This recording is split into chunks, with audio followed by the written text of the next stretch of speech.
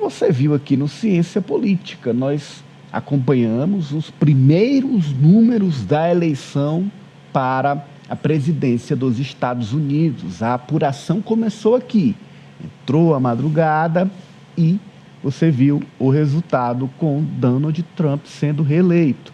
Aliás, aqui ele começou na frente e assim seguiu por toda a apuração. E os estados pêndulos, aqueles que em uma eleição votam com os democratas, na outra com os republicanos, foi o que fizeram a diferença para garantir a vitória de Trump, que conquistou pelo menos 5 de 7 estados pêndulos. Isso fez consolidar a sua vitória diante de Kamala Harris. Veja.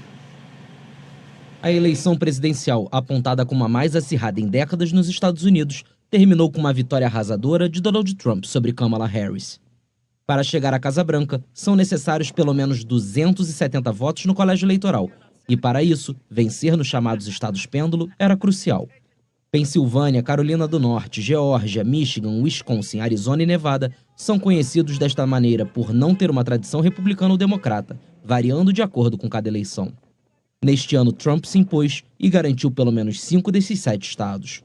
Com os 15 votos no colégio eleitoral do Michigan, o último estado pêndulo confirmado, o magnata conquistou os 3 estados-chaves do norte do país, que até terça-feira à noite eram considerados bastante favoráveis à candidata democrata. Eu não concordo com outras coisas em que ele acredita, como a deportação em massa e os direitos das mulheres e coisas assim.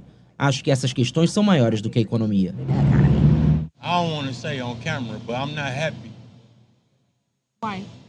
Não quero dizer isso diante das câmeras, mas não estou feliz. Porque ele quer ser um ditador e eu não acho que ele realmente... Eu não acho que ele goste das pessoas de fora de sua raça. E isso não vai ser bom para mim e para meu povo. Então estou um pouco desapontado, mas esta é a América.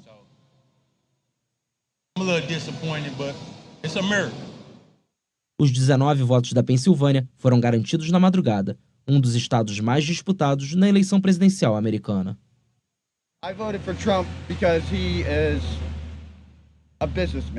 Votei em Trump porque ele é um empresário, uma pessoa de negócios, devo dizer. Não vamos colocar um gênero nisso, eu acho. Fiquei feliz com ele quando ele estava antes, e depois perdeu a segunda eleição. E eu acho que vi a América realmente cair, e estou feliz que ele esteja de volta.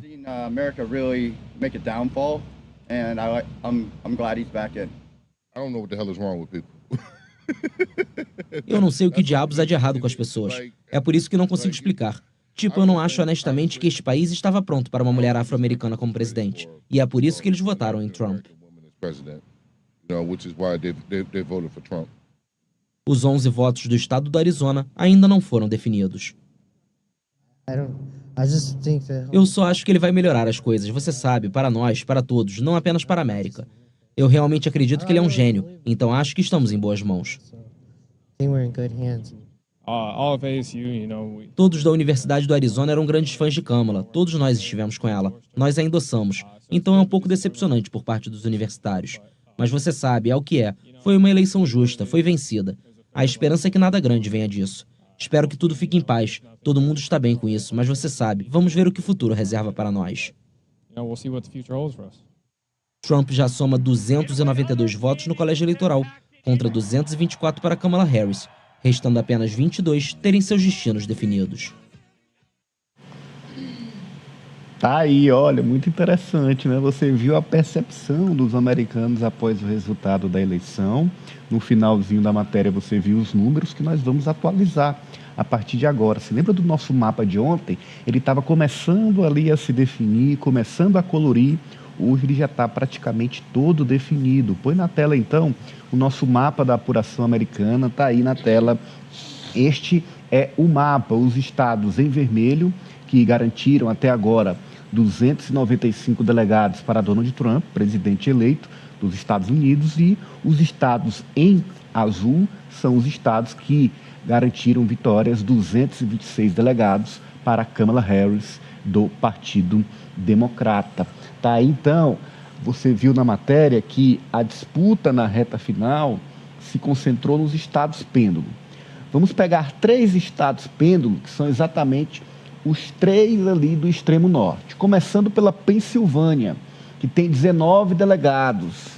E a Pensilvânia tinha uma expectativa grande de que fosse para Kamala Harris. Terminou indo para Donald Trump com 50,5 a 48,6.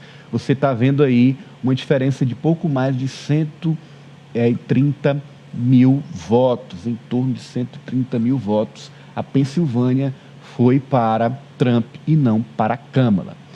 Tem outro estado lá do extremo norte, que é o Mississippi, que foi para quem? Aliás, Michigan. Foi para quem? Outro estado pêndulo que também foi para Trump e havia uma expectativa de que fosse para Kamala. Aí foi ainda mais apertado. 49,8% para Trump e 48,3% para Kamala.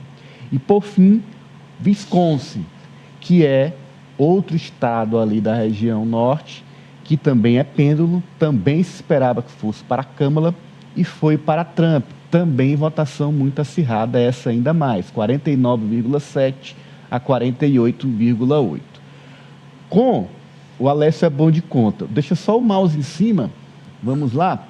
Vou subir um pouquinho. Pedir para a Aline dirigir.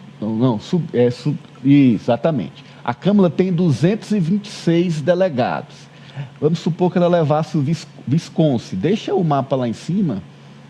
O Alessio vai me ajudar. Deixa o mouse, perdão, em cima. De Wisconsin, olha aí. Tem 10 delegados. Ela ia para 236. Vamos ver ali o vizinho, então, Michigan. Levando o Michigan, são 15 delegados. Ia para quanto? 251. E a Pensilvânia? Pensilvânia tem 19. Ia para quanto? 270. Ela seria presidente dos Estados Unidos. Exatamente. Se tivesse 270. Levado esses 3 estados, né? Gente. Ali da região norte, que eram estados que a disputa foram super acirradas, você está vendo aí, e estavam na conta da campanha de Kamala para vencer a eleição. Alessio, o que faltou? Ananias, na verdade eu acho que foi muito também de uma eleição que foi concentrada em um estado em que não tinha essa certeza de vitória. Tudo bem que a Pensilvânia era um estado importante para que essa eleição fosse determinante, mas, por exemplo, na reta final a Câmara se concentrou apenas na Pensilvânia. Não estou dizendo que foi esse o principal motivo da perda, até porque ela perdeu em outros estados importantes também. O que eu pude perceber durante a apuração, Ananias, inclusive a gente trouxe aqui esses dados no início, foi de que o eleitor que saiu da sua casa ou que fez a votação antecipada por correspondência foi predominante da Câmara. Em alguns estados, por exemplo, o Texas, Sim. que é ali em quase não, na sua total maioria votava e votou no Trump. Mas no início da apuração, quem estava liderando até com uma boa folga era a Câmara. Então eu acho que essa campanha, eu diria, da Câmara foi muito mais incentivando o seu já eleitor a votar de forma antecipada e não na busca de novos eleitores. Por exemplo, na Pensilvânia, ela abriu uma margem ali no início da apuração de 700 mil votos. 700 mil votos. Era 700 mil votos da Câmara a 200 do Trump. Logo quando começou a chegar os votos do dia da eleição, o Trump fez essa reviravolta. Assim como também outros estados. O Michigan também foi um desses exemplos. Então, eu acho que a campanha ela se concentrou mais em confirmar o seu eleitor do que na busca de novos. Então, eu acho que talvez tenha sido o erro dessa campanha da Câmara. E na apuração, o Alessio traz a questão importante. Esses 3 estados começaram azul, depois foram para vermelho, voltaram para azul e no final se consolidou o vermelho. Quando esses 3 estados iam apontando, avançando a apuração de que ficariam com Trump, a probabilidade dele vencer só crescia. No final foi consolidada com esses 3 estados. Kátia. Cenário muito parecido com a primeira vitória dele em 2016. Eu lembro muito, porque eu acompanhei até mais do que essa atual. Essa mudança ali de cor, né? Um momento ficava democrata, depois ficava republicano, Hillary, Trump, e no fim Trump venceu. E teve uma mudança, né? 2020, a maior parte desses estados foi Biden, 2016 foi Trump, e agora volta para Trump. E aí se confirma por que são chamados estados pêndulos, né? Não são aqueles estados que, como os demais, têm uma tradição ou republicana ou democrata. Não se perde uma eleição apenas por um fator. Sim. Né? São vários fatores. E aí a eleição da Câmara tem vários fatores que ajudaram a que ela perdesse a eleição ali, né? Que o Trump vencesse. Você viu ali no VT, um americano disse: olha, os Estados Unidos não estava preparado para eleger uma mulher afrodescendente para a Câmara. É um fator. É um fator decisivo? Não considero que tenha sido decisivo. Apesar de que toda eleição ela é muito baseada, a decisão do eleitor ela é muito baseada em valores pessoais, né? E aí, de acordo com o que está ali na sociedade como valor importante, mas muitos valores pessoais. Ela sai, claramente, ela sai em desvantagem por ser mulher, né, num país conservador, por ser negra, principalmente. Até bem pouco tempo atrás, os negros não sentavam ao lado dos brancos nos ônibus nos Estados Unidos, né, na América do Norte.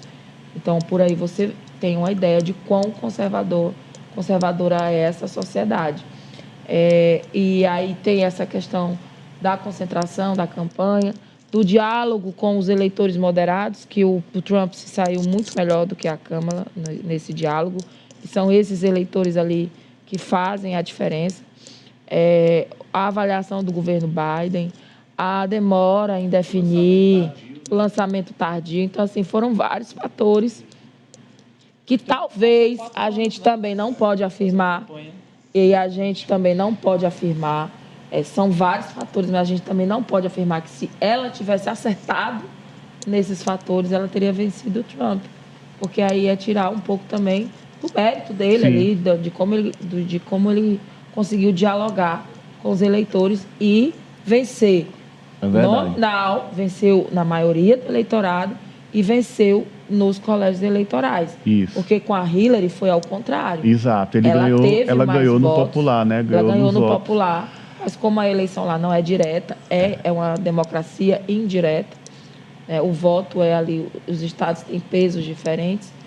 O Trump acabou levando. Sim. Então, não se confirmou, como a gente vinha dizendo, e isso também é muito parecido com a disputa com a Hillary.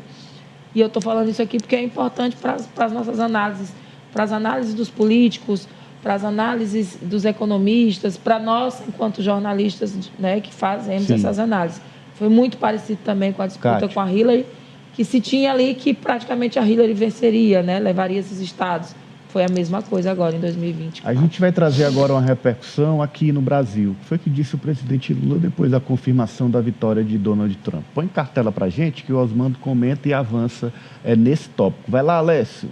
Eu não conheço pessoalmente o Trump. Eu conheço o Trump de ouvir dizer, de ver matéria dele, de ver ele na televisão. Mas eu espero que a convivência seja a convivência civilizada que já tive com o Bush, que era do Partido Republicano, que eu já tive com o Obama, que eu já tive com o Biden.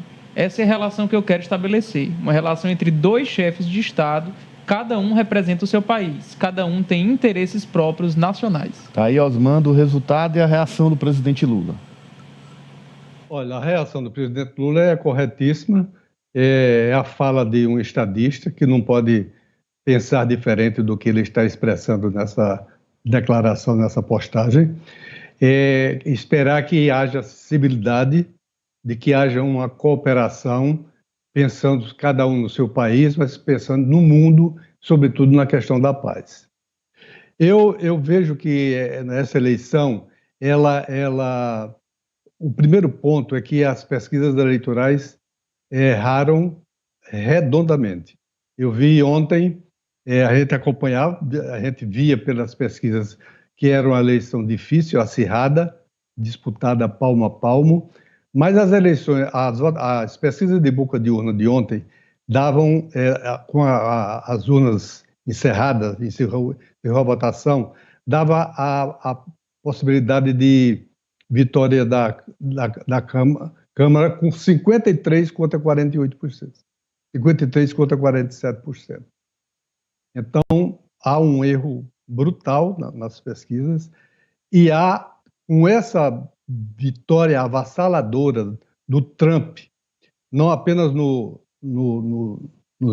colégio eleitoral, número de delegados, que mais de 70 acima do que a Câmara obteve, ele ganhou maciçamente no voto popular. E ganhou de cabo a rabo. Ele varreu os Estados Unidos nesta eleição, fazendo, inclusive, a maioria na Câmara e no Senado. Pois bem, isto mostra, na minha visão, um grau intenso, absurdo de insatisfação com o governo Biden. O governo Biden acabou, tem 2 anos que não existe governo nos Estados Unidos. A economia vai mal, o trabalhador vai ruim, os alimentos estão mais caros, a inflação aumenta. Eu tenho gente, amigo, que mora nos Estados Unidos e que faz análise no campo acadêmico, que diz que a sensação que há nos Estados Unidos é de que, de 1 ano e meio para cá, o Trump não consegue se conectar 2 horas sobre o que é a realidade dos Estados Unidos. Ele não tem 2 horas de conexão com a realidade. O resto é o ilhamento, o isolamento, um processo provavelmente, de doença que ele tem, e que o outro aspecto é que pegando aqui uma observação que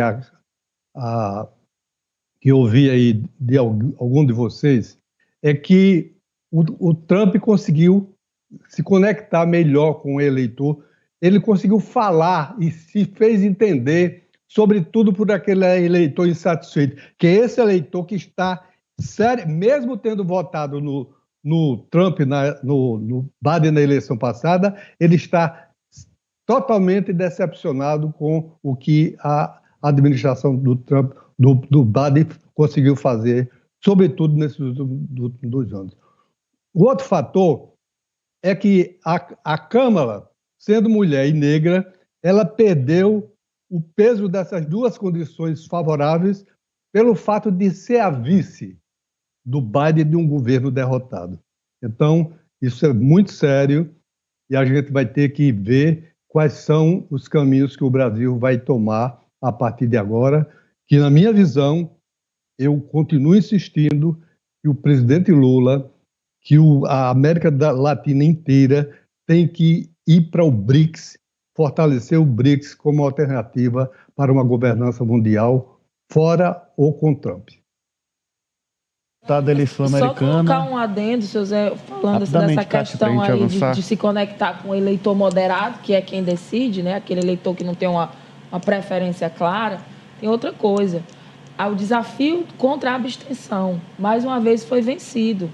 2020 foi um grande comparecimento e 2024 também. Foi menor que 2020, mas já foi o segundo maior nos últimos 100 anos. Então, assim, é outro fator. O eleitor foi votar mais do que em outros anos. São várias mensagens, como o seu Zé falou, que tem que começar a ser analisadas de uma maneira muito, muito mais apurada, porque a eleição dos Estados Unidos, as medidas que o próximo presidente vai tomar, elas afetam o mundo todo. E é preciso entender o que o eleitor está esperando. É isso, vamos acompanhar, sem dúvida, eleição importante para os Estados Unidos, também para o mundo. Trump será presidente americano a partir